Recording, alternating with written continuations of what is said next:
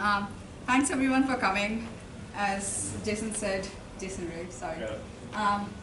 I've worked on entity extraction using Bootstrap patterns, and I just defended a month ago, so I'm almost PhD, but not yet. My advisor is Chris Manning at Stanford. So let's assume that you are a researcher in psychiatric department. You want to study what are people addicted to online. And you go to a website and you see this post. And this is from medhelp.org. It says, estranged husband was on huge amounts of opiates, 80 bucks a day, and oxys and morphine and Valium. And then he has been on alcohol bender and pills and so on. And you want to extract these entities. If you go to the traditional route of using lexicons that medical informatics people generally use, you only get things that are in the ontologies, which tend to be the medicine names that doctors use, but not what people use. So if you use NCBO annotator, which is one of the most popular annotators, you only get 3 entities from this text. And you don't get the others. And there's no data right now available online that you could just train a CRF or supervised classifier on. So this is a real problem that people face all the time in academia and in industry. Similarly, let's assume this is a Yelp review and you want to extract what are the food items from reviews. And they say, we ordered the empanadas for the appetizer. It comes with 3 different sauces. My wife ordered the Oros con, I don't know how to pronounce this, con polo, and I had the lomo saltado, and we split an order of mac and cheese. If you go to the lexicons, you would probably find empanadas and mac and cheese, but you're probably not going to find lomo saltado, for example. So the last decade of natural language processing and machine learning research has focused on these fully supervised models that require large amounts of data. So if you have heard of CRFs, which is just a sequence classifier based on logistic regression. The problem with these type of things is that for most of the tasks that we want to work on, or we want to extract entities, it's so tailored to our needs that there's no other data available that someone else has labeled for us. And once you label a data, you get restricted to that domain. So it's harder to do domain adaptation or go to a different vertical. And CRFs, for example, have been extremely successful at entity extraction. If you see any of the models out there, including the Stanford co-NLP model, it is just trained CRF. And the reason it is so successful is because it's context aware. It looks at wide context, and it can use a lot of features. But again, it requires lots of labeled data to build these models. On the other extreme are these handwritten lexicons that not in computer science, but otherwise people generally use. And these lexicons, like ontologies, they have poor recall because it's really hard to extend them. And whatever people at that time thought should be put in the ontologies, that's it. That's what you get. They're impractical and they're pretty expensive to generate. So, okay, now it comes property. So for each of these given entity types, and you just need to give a few examples and lots of unlabeled text. And it will learn entities of similar types. Sorry, similar entities of the given types. Similarly, you can think of distantly supervised relation extraction in which you have some relationships in mind, a few examples. So state born in, Obama, Hawaii, Bush, Connecticut, or works for. So Obama works for US and Bara works for GM, and lots of unlabeled text. And you want to learn new examples of the given types. And for many of the tasks we work on, seed examples are actually freely available. So for example, you can go to Wikipedia info boxes. People have already generated a lot of data over there. So you can see, you can get an example that Barack Obama was born in Hawaii. And you can get a lot of HTML lists on the web as well. So you can just search for treatments and then you'll get lists and you can use that as examples to begin with. So the goal of the dissertation is to build practical information extraction systems that require only a few labeled examples. However, quantitative performance is not the only criteria. You might have experienced that people do not trust black boxes. And you need to have the systems that are interpretable. You can look at an error and make sense. And we want to enable error analysis as well. So the new goal is to build practical and interpretable information extraction systems that require only a few examples. So for this example, we were looking at food items in Yelp reviews. I just made it was 15 minutes of work or something. I scrapped around 2,000 Yelp reviews. And the system I built I ran the system on the Yelp reviews, and it took around 2 minutes to write down like craft salad, craft beer. I just went through first 2 or 3 reviews and wrote these things down. And this is no tuning of the parameters at all. And you apply the system on this data, which is extremely small, just 2,000 reviews and very small list. You get all these food items from the reviews. So there are some errors, but given that there's no tuning, it's a pretty small amount of data, this list looks pretty good to me. So the outline of the talk is, I'll give a bit of background of the structure, or the Bootstrap pattern learning approach that I use. And to begin with, I'll talk about what are patterns and what is a Bootstrap pattern learning approach. And then apply this approach to 2 new applications and show that Bootstrap pattern learning is pretty effective. In the first one, I extract key aspects from scientific articles. And we use this to study influence of subcommunities. And the second task is to do entity extraction on online medical forums. In the second part of the talk, I'll talk about the improvements that I've made to Bootstrap pattern learning, more specifically to pattern scoring and to entity scoring. And feel free to ask any questions or comments you have. So what are patterns? Patterns, in simplest terms, you can think of them as feature templates if you work in machine learning, or in very simple forms, think of them as regular expressions. So surface word patterns, for example, it says, I live in X. X is the target entity that we want to extract, and we know that it has to be a noun, comma, a token, which is a state. This will match a sentence, I live in Stanford, comma, California, and it will extract Stanford. Similarly, there are parse tree patterns, so you can get dependency parses or constituency parses of sentences, and then you can have patterns on them. So this is a dependency parse pattern in which there is a trigger word, which is work, and there's a dependency, preposition on, and whatever it matches, it extracts the subtree below that. So this will match work on, and it will extracting information. So why do we want to use patterns? Because they are very interpretable, like you could read them and make sense that whether the pattern is good or not. They have been pretty effective and widely used in industrial systems. And they have been pretty easy to cope with errors. So if something goes wrong, you can figure out, does the pattern need tweaking, or you can add more patterns or rules to the system. Mostly in industry, it's done by hand, but the task is to make it more automated. And it's easy to identify sources of errors by inspecting the patterns in output. And these patterns, they are part of hybrid systems. If you heard of UW's know-it-all, reverb, or OLLI system, or CMU's NEL system, they all use patterns in one way or another. So if you improve pattern learning, then you improve many of the systems that other people use. So Bootstrap pattern-based learning, it was proposed by Thelen and Ryloff in 2002, and I explained each component of it. It's an iterative algorithm. To begin with, you have some sets of entities that are examples, and you have unlabeled text. And you use that seed set to label the data you have. So this is the running example in the presentation. Let's assume we want to learn animal entities. And the text is, I own a dog, comma Tommy, I run with my pet dog and nap with my pet cat, I also own a house. And the only thing you know is dog is an animal. So you label the 2 instances of dog as positive.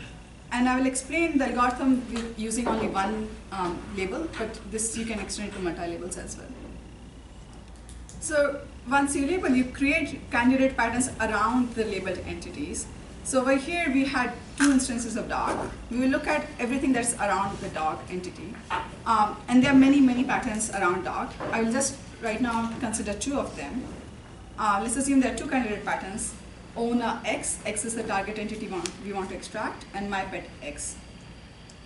And a note about pattern generation, you can use a lot of annotations of tokens, not just the word itself. So for example, if you knew that president is a title, Barack Obama is name, you can use those kind of annotations. So a pattern can be NER title, NER name has part of speech tag as DT and X. So this would be a pattern too. Similarly, you can have more patterns like X named, and something that is a name, and so on. In the system that I work on, all possible patterns are generated, and then in the later step, we see what patterns are good. And there are many ways of generating them. So you can look at maximum and minimum window on each side of the entity. So you can consider smaller or longer context. You can look at parse-speech tags, NER tags, parse-tree tags, and so on. And you can also consider stop words. Similarly, for dependency patterns, you can look at all those restrictions, but you can also look at how long in the tree should you go in while matching the pattern, and what dependencies should you allow. So what are the edge names that you can allow in the pattern. So we label the data, we create all the candidate patterns around the label data, and then we score all these patterns. And this is one of the crucial steps in which we figure out what are the good patterns. So in this case, we were considering two patterns, owner X and MyPet X, and they both extract one positive and one unlabeled entity. So they both extract dog. Owner X extracts house, and MyPet X extracts cat. And the pattern scoring system gives it a score S1 and S2. And a pattern is scored by the number of positive, negative, and unlabeled entity it extracts. So more positive entity extracts, higher the score it gets. One of the commonly used measures is called R log F, which is just a weighted precision term. So the first term is a rough measure of precision, and the second term just gives higher weight to patterns that extract more positive entities. So you score the patterns and you rank them, and then you select the top ones, and you say that these are the learned patterns for this label in this iteration. And you apply these patterns back to text. So for example, let's assume our pattern scoring system is pretty good. It realizes that MyPet X is a better pattern than owner X, and it selects this. We learn this pattern, and when we apply it back, it extracts one candidate entity, which is cat. And in the next step, we'll consider what to do with cat, whether to learn it or not. So you take all the patterns, you take all the candidate entities that they extract, and then you score them, and then you choose the top ones. So over here, we only generated one candidate entity, so we are gonna just learn it and say that the cat is a good animal, and we'll add cat to the set of animals we know. So in the next step, we'll have two positive examples, dog and cat. Sorry, I might have missed this, but since both patterns generated one positive and one unlabeled example, why did you select them? Right. So I'll get back to that in the second part of the talk, in which I'll talk about how to improve pattern scoring, and in which case we realize that cat is a better unlabeled entity than house. So note about entity scoring measures. So different papers and different researchers do it in different way. In my papers, I worked on one versus all classifiers. So you build multiple binary classifiers. And the positive examples are all the seed and the learned entities over time. So you build this classifier for each iteration. And the negative examples are entities of all the other types and randomly sampled unlabeled entities. I'll get back to the entity scoring part in the second part of the talk when I improve the entity scoring. So each entity is an example, and you represent that as a feature vector. And the features that you use are what patterns extracted this entity, and what other entities is that pattern extracting. So it's a pattern TF, IDF kind of score, and whether this is a common word or not, and what are the similarity to known entities, and so on. So you run this over 3 iterations, and in each iteration you learn some good patterns and some good entities. The two most important steps of this is strange. Okay, now it happened. So the two most important steps in this algorithm are scoring the patterns and scoring the entities.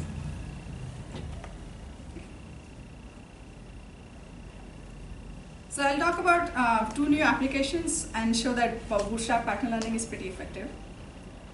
In the first one, I extract key aspects or key things that people work on in scientific papers. And the second task, I extract medical entities from online health forums. So first we'll talk about how to extract key aspects from research papers. So the goal of the paper was to, given a paper's abstract, we want to extract what's the main contribution, what are the tools and techniques that are used in the paper, and what domain is the paper applying it to. So for example, the abstract is, we propose a new framework for parsing Twitter messages. Our system uses XYZ's Twitter part-of-speech tagging. So they are making parsing system, and they are using someone else's part-of-speech tagging system. So focus of the paper is to parse Twitter messages. technique they are using is someone else developed some part of speech tagging tool that they're using. So that's the technique. And domain is again parsing Twitter messages. Note that these entities are ambiguous. So technique for one paper can be a domain for another one. So whoever published part of speech tagging for Twitter, that was the domain of the paper. But because these guys are using it as a tool, it's a tool or technique for this paper. The approach is to use dependency patterns, and the reason I use dependency patterns is because the sentences in research papers are pretty grammatical. People spend months writing papers, so it's easy to get dependency trees out of them. And in the first iteration, I hand wrote around 13 patterns for focus, 7 for technique, and 15 for domain. And these are a few examples of the patterns. So for focus, one says propose, direct object, and whatever. So I propose a new algorithm, and we'll match that. Our technique can be use direct object. So I used part of speech tagging, and that will be extracted. So you start with these seed patterns, and you learn new patterns using bootstrapping. So when I showed the bootstrap pattern learning, I showed with seed entities. The only difference here is we start with seed patterns instead of seed entities. This is an example of how the matching is done. So this is a dependency graph for, we work on extracting information from dependency graphs. And for focus, it matches work on, extracts this subtree. For technique, it matches using direct object and extracts this subtree. These are some of the patterns that I learned using bootstrapping. So some NN means any noun that modifies the head noun. So some model, so language model, all dependency rules, and so on. So domain might be you improve something, and that's a domain. So why did we even want to study this? The main motivation was to study influence of subcommunities on each other. So for example, how have the techniques that are originated in one community have impacted other communities. So for example, speech recognition used HMM, and since then a lot of computational linguistics people have been using HMM or CRF. So speech recognition has been pretty influential. And also what the tools produced by one community, how widely have they been adopted by other communities? So part of speech tagging has been pretty influential because everyone uses part of speech tags to do something else these days. What we do is I will leave the details out, but the way we map the papers to communities is using topic models. So this is a soft score on each paper, how much it belongs to each community. Here we compare the influence of communities. So on the y-axis is the influence score, on the x-axis are the years. And two things I would like to point out is, one is speech recognition community here. It has been pretty popular these days after 2009 because of deep learning, but over time in this area, in this region, it was actually not that popular to publish papers on speech recognition inside computational linguistics. But it still has been pretty influential. And the reason is because of all the techniques that it got in early on. So it worked on language modeling, expectation maximization, HMMs, and so on, which have been pretty influential techniques. Another thing is named entity recognition community, and its influence has been rising over time, the one in red. And that's because a lot of people are using NER tags to do something else, like relation extraction or event extraction. So are there specific journals that you looked at for this? Or what So this is ACL Anthology dataset, so all of computational linguistics conferences. And these are the most influential phrases. So for speech recognition, expectation maximization, hidden Markov, language, I'm assuming it's part of language modeling, contextually, and so on. For machine learning community, support vector machines, ensemble learning, machine learning, and so on, were pretty influential phrases. So in summary, we studied influence by extracting key aspects of scientific papers, and we did that only starting with the seed patterns, and we didn't have to label new examples to train a classifier. We extracted focus, technique, and domain, and we studied the influence of communities. The second task I worked on was extracting medical entities from online health forums. So this domain is extremely different from scientific articles. Most of the sentences are ill-structured. People anyway on forums do not write well, and especially on online medical forums, people are sick, so they really do not write well. There are a lot of spelling errors, abbreviations, morphological variations, and so on. And the task is to extract drug and treatment and symptoms and diseases entities from text. So these are examples from the forum. The sentence says, I plan to start cinnamon and holy basil, known to help diabetes in many people, in which case cinnamon and holy basil are drug and treatment, and diabetes is a symptom of disease. It's very hard to find cinnamon and holy basil in ontologies. It doesn't exist. Good reason. Until that. The other example is, my sinus infections were treated electrically with high voltage million volt electricity. It solved the problem, but the treatment is not FDA approved. We trust whatever people say. So high voltage million volt electricity will be extracted as a drug and treatment.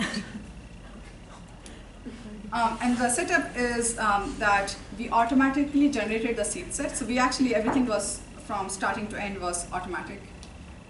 So we went to the ontologies and web pages and we scraped all the entities. And we tested on 4 medical forums, so asthma, ENT, breast cancer, and diabetes.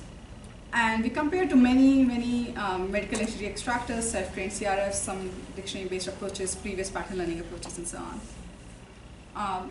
This is the output of learning drugs and treatment for asthma forum.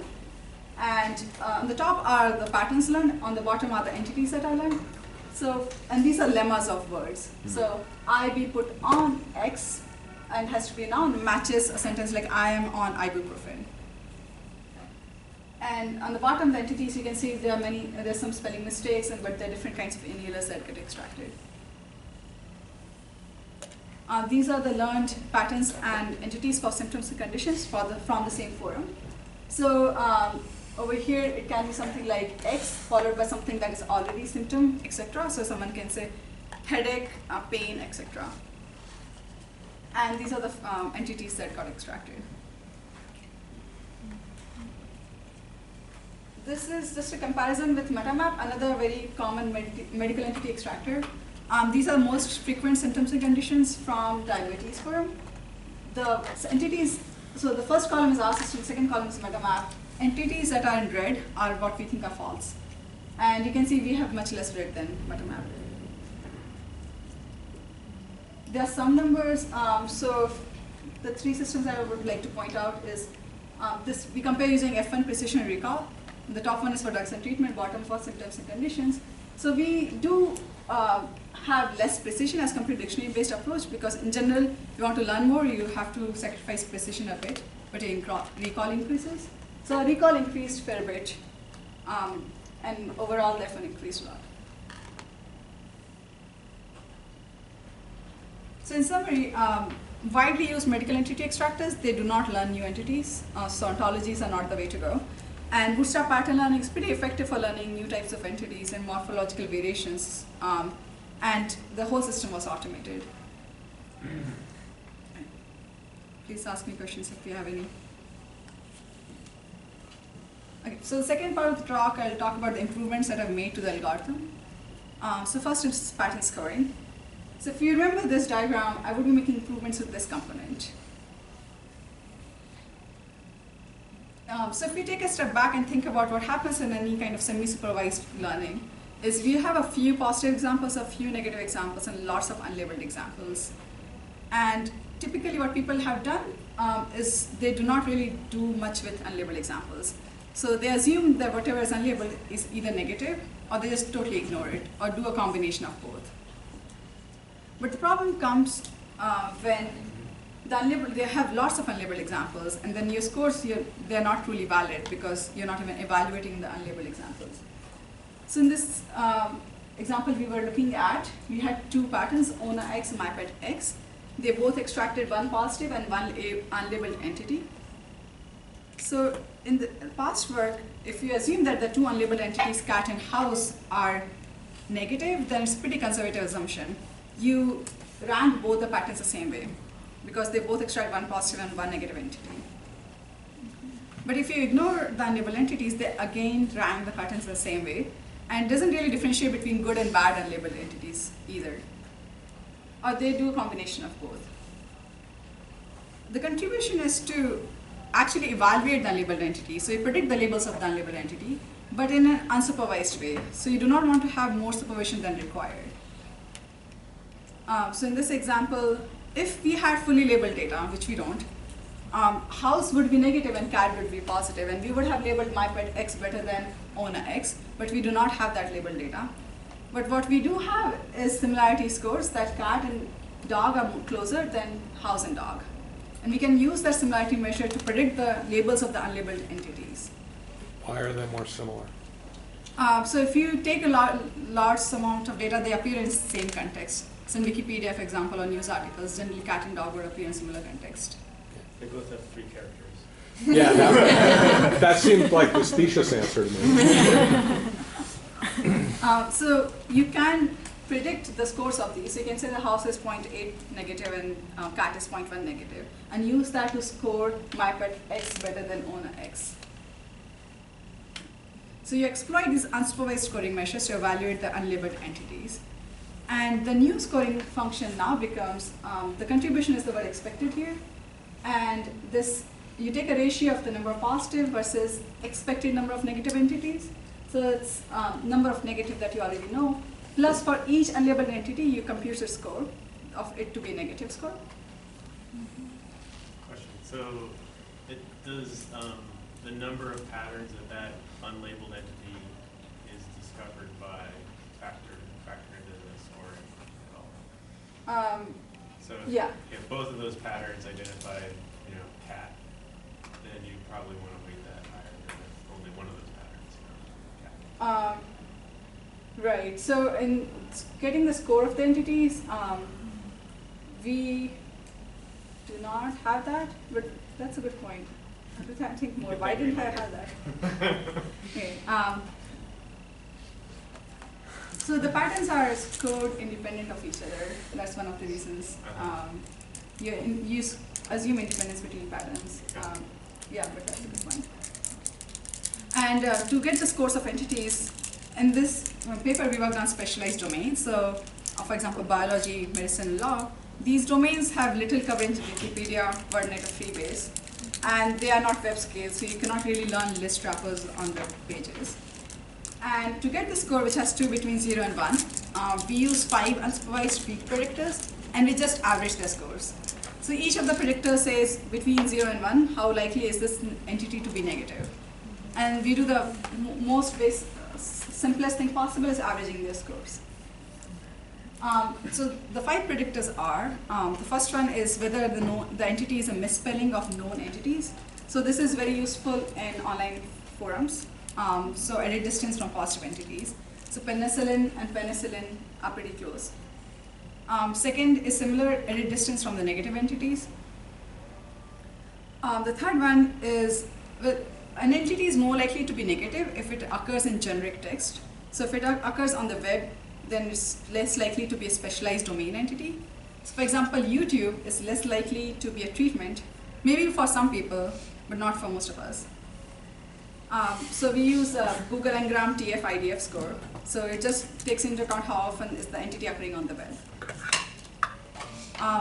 This score is pretty influential. It computes the closeness to positive and negative entities in word vector space. And we use Brown clusters. And basically, it uses distribution similarity to cluster the entities. So all the entities of similar kind, they get clustered together. And you can predict how likely is that cluster to be positive and negative. And the last one is a very simple one. How likely is the word to occur in known seed sets? So for example, John is more likely to occur in name than in place phrases. So it's just the ratio of frequency of the phrase in the positive versus negative entities. So the experiments are the same. You want to extract drugs and treatment from online health forums. And we use precision and recall, and precision is the simple one, percentage correct amount extracted. And the recall is a bit different here. So in traditional cases, you have a test set that is fully labeled, and you can compute recall on that test set. But because our test set is pretty huge, you cannot manually label all the tokens. So what we did, which is what usually people do in these cases, is that you run all the systems, and then you pool the results, and then you evaluate only the results, those results. That's called a pooled recall. And And the systems stop learning if the precision drops below 75%, because then it starts extracting a lot of noisy entities that you don't want to label by hand. So this is precision recall curve. On the y-axis is precision, x-axis is recall. Our system is on the top in the black. The higher this curve, the better it is. Wow. So diabetes, this was a very difficult form to handle because diabetes is extremely hard to extract anything from. People generally use a lot of home treatments and food items that are not found in seed sets or ontologies, and that's why all systems perform pretty badly, but our systems still perform a bit better. This is for asthma, and this is for ENT. Again, the system is on the top. So we looked at Bootstrap pattern learning, and I applied Bootstrap pattern learning to a new task, and then showed how we can improve pattern scoring part of it. And the last part, I will talk about how to improve the entity scoring part. And this is going to be a bit quicker. Before you move on, it seems like there's a lot of thresholding that goes into that, like the threshold at which you consider a pattern to be a good pattern or not. Right. Thresholding for calculating the scores, and then, like, of course, the threshold that you should depend for computing scores. Like, do you find that to be challenging to? So it's similar as any machine learning system in which you have a lot of parameters to tune, and you can tune on a diff set. What I did was kind of a hack in which you start with a hack in a good sense. You start with a very high threshold, so like 0.8 or 1.0, and once you stop extracting any more patterns entities, you reduce that threshold by 80%. So you start with 1.0, and then you make it 0.8, and so on. So initially you extract only very confident things, and once you stop extracting very confident things, then you lower your threshold. So that helps a bit. You still have to decide the number of iterations and so on, but usually that's involved in every kind of system. How many iterations typically do you see? Around 100 to Across these 200. patterns? Yeah, it depends on how many patterns you're learning in each iteration. I used a very cautious approach in learning anything, because generally if you learn too much, then you get very noisy data that basically snowballs into bigger noisy stuff later on. So in the last part, I would be improving scoring the candidate entities. So when we build the entity classifier, we build one versus all. So these are all binary classifiers for each label. And the positive set was all the seed and the learned entities. And the negative set was entities of all the other kinds and randomly sampled unlabeled entities.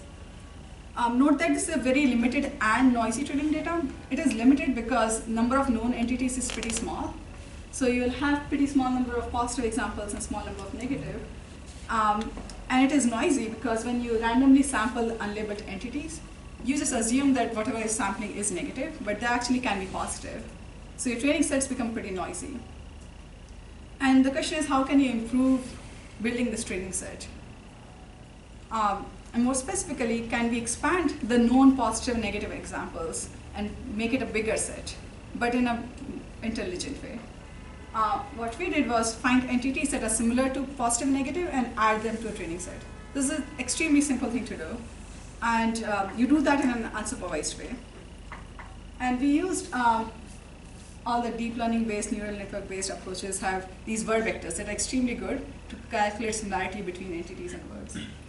So this is a visualization which shows that entities get clustered together at the same time. So all the relative cities and travel, they all get clustered together. And you can use this kind of clustering based similarity to expand the training sets. So we use distributed representations of words, and these are learned in a totally unsupervised way. And they can capture a lot of syntactic and semantic similarities. And it aids in the generalization. So when we increase the size of the training set, we are kind of generalizing based on the similarity scores. And for expanding, we take k nearest neighbors to the seed entities, and then we add them to the seed set. So for example, let's assume that we are learning drugs and treatment, and we have 2 positive entities, ibuprofen and vegetables, and we have 4 negative entities. This is a pretty small set. So by similarity scores, you find what are the unlabeled entities that are closest to them, and then you expand the training set. So now, okay, I thought some visualization was in there, but it's not. Anyway, so the whole cluster becomes positive and negative. And these are actually the entities that got expanded. So Kiva, Yoga, and so on, that you're not going to find in any of the seed set, automatically created seed sets at least. And the key idea... Do you sample independently? Because it looks like everything that you've added is related to a single word in the set. Do you consider like the kind of centroid of the set potentially? No, so for each unlabeled entity, I see how close is it to positive entities. So you take, suppose, 2 positive entities and average their scores and see whether it's above a threshold or not. So it's based on each unlabeled entity, so we don't do that. The key idea is to use the word vector similarity indirectly. So this is kind of an indirect way of capturing the similarity scores. For example, you build the training set, you expand the training set, then you train a classifier, and then the classifier says whether the entity is to be included or not. What could have been done is a very straightforward way of saying, I know ibuprofen is a drug treatment, sanitizer is pretty close by, let me label sanitizers. And you don't build a classifier at all. That is one way of doing that, but actually it results in pretty noisy entities because these similarity scores are pretty good, but they're not that good. So you cannot directly use them to label, but you can use them to build a robust machine learning classifier. So classifiers can handle some kind of noisiness, and you can use other features when you're building the classifier, apart from the similarity scores. Here are some graphs. So again, precision on Y, recall on X, and the system in red is our system. The black system is when you don't expand the training set at all. And you can ignore the dotted line. It just means when you average the scores and you don't build a classifier. So this is for acne, diabetes. Again, all the classifiers, all the systems are pretty bad at it. But then it improves later on a bit. ENT and asthma.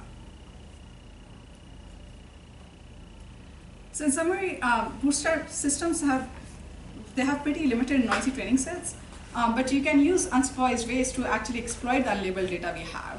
Most of the existing systems do not exploit the unlabeled data enough. And distributed representations of word is a good way of exploiting the unlabeled data to get the similarity scores. I have a software that you can download through Stanford PhD, and this is also the URL. So to clarify, when we used the similarity metric earlier, was that a word vector representation similarity? Okay. I have also a visualization system in which you can compare two systems. So early on, I talked about how patterns are interpretable, and that's a good thing, and we want that. Here you can actually, when you build a bootstrapped pattern learning system, or any kind of pattern learning system, you can look at what patterns get extracted and why they get extracted, and then what entities get extracted and why they get extracted. So there's provenance there, and you can identify sources of errors. So on the pattern scoring part that I talked about, how I improved pattern scoring, I actually got the idea when looking through output over here. So to zoom in, for example, we're looking at some entity promise. This was a toy example of learning presidential names from White House text. So promise is a wrong entity that got learned. You can look at why is that. The patterns that extracted promise is some token which is a name, followed by something that is a noun. So this pattern matched Jimmy Carter, Rockefeller, and so on. So like Rockefeller promised, or Nelson promised. But there are also a lot of negative entities that are before promise, so like pledges and promise or something. So you can see that promise is a wrong word because this pattern is pretty generic. It doesn't really say that this is precedent. You can also look at patterns that get extracted and why they get extracted. So zooming in into one of those, this is a pattern that got extracted. And you can see that this got extracted because one positive entity was responsible. President Bush pledged, but also campaign pledges. So you can see that maybe I need some kind of NER tag on this entity. There's some other work that I've done. I'm happy to talk about it later on. I did it with the Data and Analytics Lab and Information Visualization Lab at UW. And I studied in online addiction forums, so why people are addicted, why are they on the online forums, and are the forums helping them to get rid of their addiction or not. And also some manual and automated text annotation systems and evaluation of topic models. Things that I did not talk about in this talk is the amount and quality of supervision. So how big of a seed set do you require to build a system, and how diverse does it have to be? Which is an important question, but a pretty hard one to actually work on. Because if you give names of 2 footballers, you don't know whether you want to learn all of athletes' names or just footballers' names. The second question is how to avoid semantic drift. And the meaning of semantic drift is you extract a few false positive patterns and entities, and it snowballs into more and more noise into your system. Some people have manual systems, that's, for example, CMU NEL system. There's a person who sits there every day for 15 minutes to say whether this is good or bad. And this helps them keep the system on track.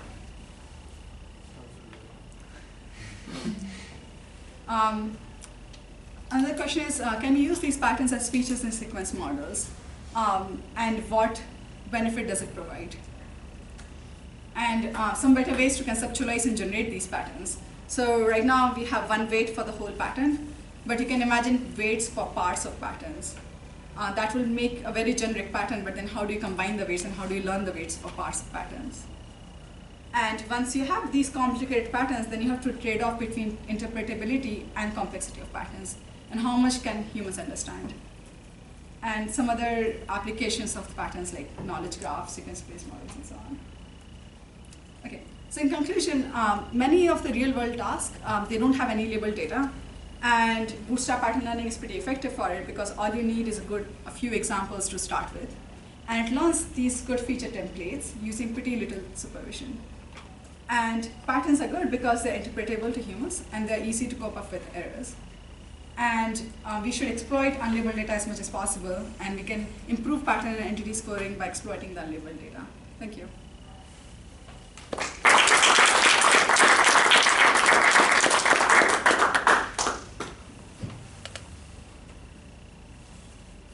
Questions? So how long did this test take on a typical computer? Since it seems like the process is pretty intensive of generating every single possible template and then choosing the best one. Right. Parsing. Yeah. Yeah, so once you have done, let's assume you're building system second time, once you've done all the parsing and stuff of sentences, then maybe like a couple of hours.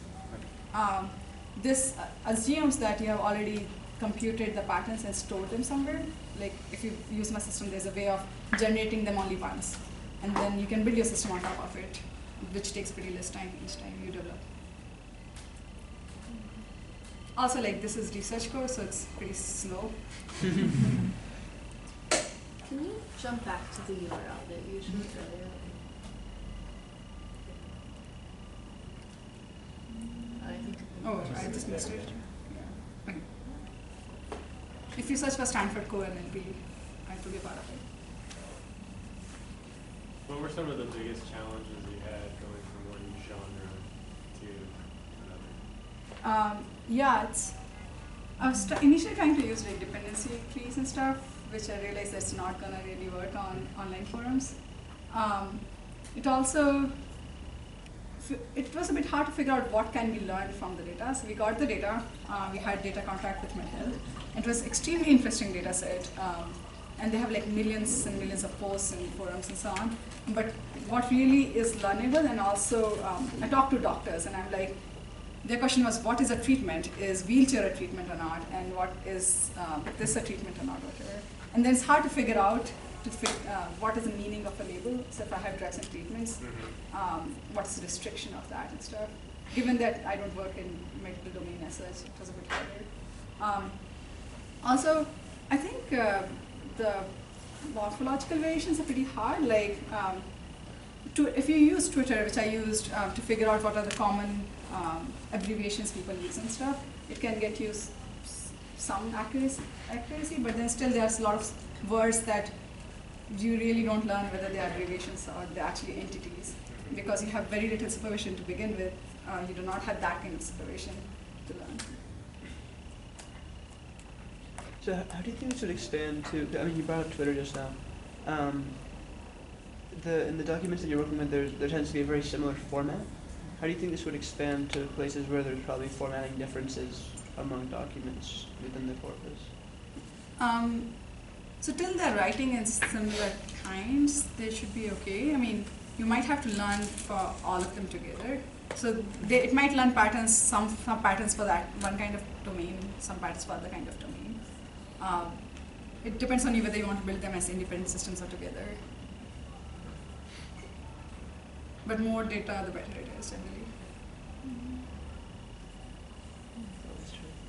What challenges would you foresee in applying this to languages other than English?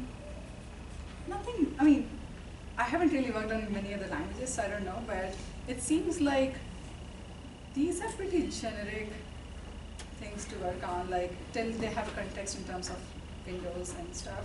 You can learn annotations till you have part speech tagger for them, for example, which came out to be pretty useful.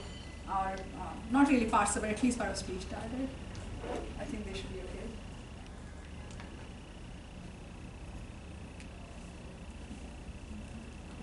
You kind of mentioned this in the health stuff that you're talking about, but I noticed that in your Yelp tweets, there was another word that I consider to be a food word, like sauces, that's not labeled as, it's not labeled as one of your food items. So I was wondering, that this seems really hard in the Yelp context because people are talking about a lot of foody things, like a drink or a soda or a Pellegrino soda. Like, how do you have like a principled way to like codify the level of granularity you're talking about? Right. So it's a bit hard to identify the labels. So that Yelp thing was just a toy example that I worked on for 15, 20 minutes. So I don't have a clear label definition for that. But for medical work that I actually worked on for papers and stuff, we spent hours figuring out the definition, like talking to doctors and what they think is drug and treatment and stuff. And once I think it's a bit hard to begin with, and also if you're suppose working on a company's product, you probably already have an idea what you want to learn, so you can use that. Otherwise, you might have to figure out what is the definition. And you can have negative examples too. If you don't want to learn soda and drinks, you put them in the negative set of entities, and you learn the negative set as well if you want. So you can learn all the entity set of types of that. Where in the process would humans be most handy? I think humans would be most handy for verifying the suggestions. So suppose this is what I wanted to work on but didn't get time, was have an interface of people, people from political science, they want to have annotations on their stuff. They give you the data set and they start annotating, so you have a very good annotation system. And once they annotate like 5-10 examples of something, in the background you learn a classifier, like Bootstrap pattern learning, and you give them suggestions. And then you can learn like clusters of suggestions. You're like, do you want to label this whole cluster as this entity type or whatever? And then they'll say yes or no. They can also go into provenance and see what patterns got extracted. And because they are interpretable, you can rank them in their lowest confidence to highest confidence or something and ask them whether the patterns look good or not. And I think verification, at least for in any case of active learning kind of approach in which you just verify things and then you label them, I think that would be the best use of them. I know of a platform that might help.